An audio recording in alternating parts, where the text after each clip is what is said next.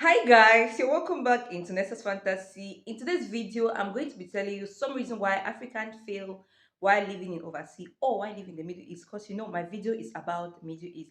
But before telling you everything, please do me a favor by clicking to the red subscription button below to subscribe to my YouTube channel, and please turn on your notification, your post notifications, so you're going to receive all notifications every time I upload a new video. So let's dive in straight to the point. Number one reason why a lot of Africans don't succeed while they live in the Middle East or abroad is because they don't put God first in the center of everything they do. See, He's the creator, the Alpha and the Omega. He's the beginning and the end. Before you do anything or before you venture into any journey, it's always good for you to put God first and tell Him, God, please direct me, give me wisdom and knowledge on how to handle my life. Because your life is not dependent on you. Within a twinkle of an eye, you can be gone. So before doing anything, put God first. The second thing I'm going to be talking about is not having a good plan. Remember, failure to plan is planning to fail. Before leaving your country and coming to the Middle East or coming or traveling abroad, you should have a plan. If you plan on going back to your country, because a lot of us who travel to other countries, like let's say in Europe, in Schengen, most of us are not planning to go back to our country. But those who travel to the Middle East, there's no future for you because you can, even if you stay here for as long as you want and have your kids here, they're not going to get the nationality, they're not going to get all the benefits that the residency here or the Emiratis or the Bahrainese have. So if you want to stay here for long, you should have a plan. You should have a focus, and you should be like, okay, I want to stay, but I want to go back home after some time. I want to build a house. I want to buy a car. I want to open a business. Now you should work accordingly to these plans that you have made. You should say, okay, I'm going to be saving this money. I'm going to buy this. I'm going to buy this. I'm going to buy this. If you don't have a plan, if you don't have a plan, that's already a big step for you to fail. So you need to have plan. And the next thing I'm going to be talking about, you don't have a saving plan or you don't have a good method of saving.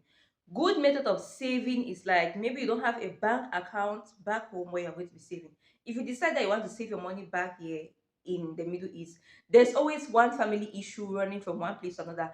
One of your aunts will always swallow blades, one grandmother will sprain her leg, one uncle will see snake in the bush. There's always one family thing coming up, and mind you, you're not going to say, oh, I'm not going to help my family, I'm not going to send any money. You will be tempted to do like some of us who are the first kids. We always have one thing or the other that want to assist with. So you cannot say, no, I'm not going to help, I'm not going to assist. You will assist. But if you have a plan or you have a saving plan and you say, okay, now there's this thing in my country called Jangi. It's in other African countries, but I don't know how it's described. A group of people come together, right?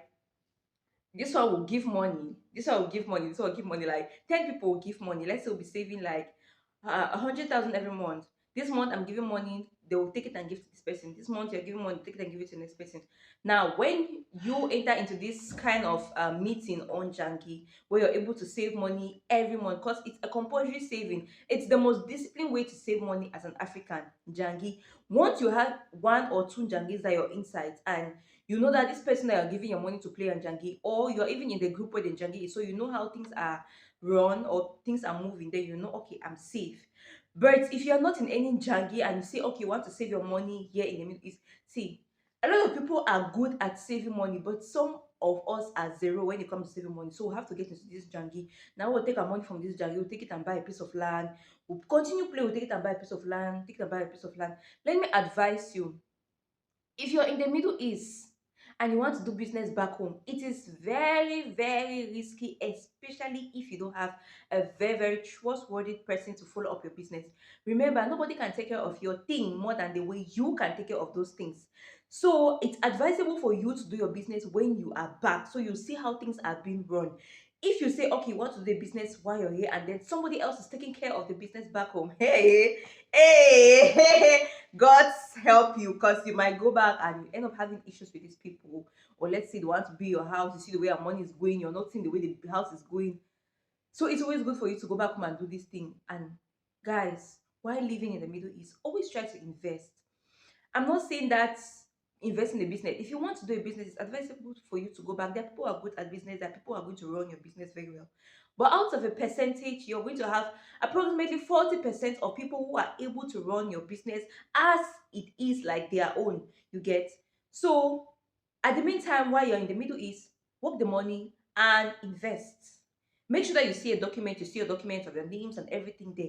Because there's a scenario where a lot of Kuwaiti girls, when they go, or a lot of Africans when they work in Kuwait, they always come back home stranded, there's no money, their uncles, their aunts have eaten their money. I don't know how it always works, but when it comes to people who have been living in Kuwait, I've had a lot of cases.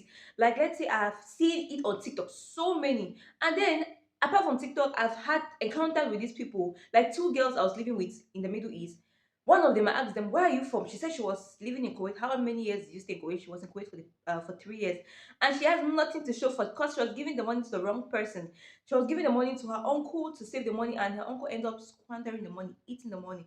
So sometimes it's just God. So you just have to pray that God, please, this person who I'm giving my money to should be the rightful person to save my money. For me, I don't give my money to one person to save. I give it to two or three people. I give this one save. I give small, small, small, small. Because if this one end up eating my money, I know this one will not eat. If this one eating, I know that there will be one that will eat, that will save that money. That's my own strategy. I don't know about yours. Now let's talk about, we already spoke about investment, right? The next thing we'll be talking about is living in luxury. See, when you travel to the Middle East, it's not about you come to stay in comfort. A lot of us leave big bets back home. Like I have my colleague here. She said when she was home, she's from Uganda. She said when she was home, she had a house help. She had a cook. She had somebody who was doing everything for her. But she's living in an accommodation where we're in a room, like two of us in a room. Or let's say we're living in a big house, one person per room. This is not the lifestyle she's used to. But you're coming here to hustle, you're coming here to make a better life, you're coming here to progress. So forget about where you're living, forget about the comfort. You're going to stay in a bunk bed, it's okay. Even people who are living, like, let's say people are living in Dubai. People are living in Dubai, they are really, really trying because most of the houses in Dubai are so expensive as compared to people who live in Bahrain. See, people who live in Bahrain are living in extreme luxury. Our houses, hey, even people who are living in best place in Bahrain, they are living in comfortable areas. But unlike Dubai, you're not going to get all those privileges, you see. So forget about all this luxury. You have come here to hustle. See, you have come here to extract the money, go back to your country and invest it. But if you come here and you want to get a big apartment, you want to get a good car, you're having a good business, you want to wear the most fancy, you want to spray the most expensive. Yes, it's okay for you to treat yourself, but don't overdo. You overdo, now is the time where you have to hustle. In your early 20s and 30s, you'll have the energy to work and to hustle. By the time you start hitting your mid 40s, you're not getting banja again for work. You don't have the power to work all those things. So at the early stage, invest, forget about the luxury. There's always time for you to enjoy. Yeah, enjoy, but don't take it like too much. It's a necessity for you to treat yourself. But it becomes an issue when it's too rampant, too often, and you forget that, oh, I need to invest, I need to take care of my family, and and then we'll talk about womanizing in men and in ladies, dating somebody who does not support your dream. Men, guys, when it comes to Bahrain, when it comes to the Middle East, or when you go abroad, your issue should not be about womanizing. See, women can drain you because for us, see, we are expensive, guys. Our hair, our makeup, our nails, our jewelries, and everything. If you choose to be a womanizer and you want to date, you want to have like five different girls, okay. We will help you to squander the money, we will help you to eat the money. But if you're with one lady and you people are understanding, you are in a relationship, I mean, people relate in the ship, you people understand each other, and okay, you'll be like, babes, this month is like this month is like this. Some girls are very, very understanding that they'll say, okay, I'm going to do my hair, I'm going to do my thing, I'm going to take care of myself because we have a plan, we are planning for this and so on. But if you want to humanize, this is one of the reasons why a lot of people get frustrated and they end up going back to the country with zero investment, zero money, zero nothing to show for it. And ladies, if you're dating somebody who is not supporting your dream, then I think you should leave. If you're not in the right relationship, because if you're in a relationship, this guy should be able to support your dream. Like if you want to do nursing, and okay, let's say you come to the Middle East, you want to be a nurse. Most of the people who are nurses, they have gone through a crash program. You always have to do a crash program, even if you want to teach. You do a crash program. In Dubai, we do cash 1, 2, 3. So if you want to be a teacher, you have your even if you like, you have your bachelor, you have your master's, PhD, whatever. You are going to do a crash program. So when you do this crash program, that time you are allowed, you get a license, that time you can teach in a school. And now if you're with this guy and tell you want to do a crash program, but don't do this thing. If you do this thing, it's just a wastage of money and all those things. Mama, go on, because you need to be with somebody who can support your dream. And guys, womanizing will lead you to zero saving and zero investment. Now, guys, the last thing is thinking you have a lot of time in your hand. See, the only thing that is not constant is time. You cannot hold time. It's moving like speed. You think that, oh, I have a lot of time by this. You start now. You start now by saving, no matter how small it is. I always say, no matter how small it is, don't think you have time. No matter how small it is, invest. Keep your small money in your small jangi back home. Have somebody who is taking care of your money. Have somebody who you can send your money to this person. You know that, okay, this person is going to play my jangi, or you yourself be in this jangi group. And when you're in this group, or when you're in this meeting, or when you're in these saving groups, it's advisable for you to be there so that you see the way things are moving. When they get your money, you buy your land and so on and so forth. I might not be seeing all the most productive or the most important, but if you also have something I have missed out on my videos, you can tell me down in the comment section. And of course, I'm willing and ready to learn at any time.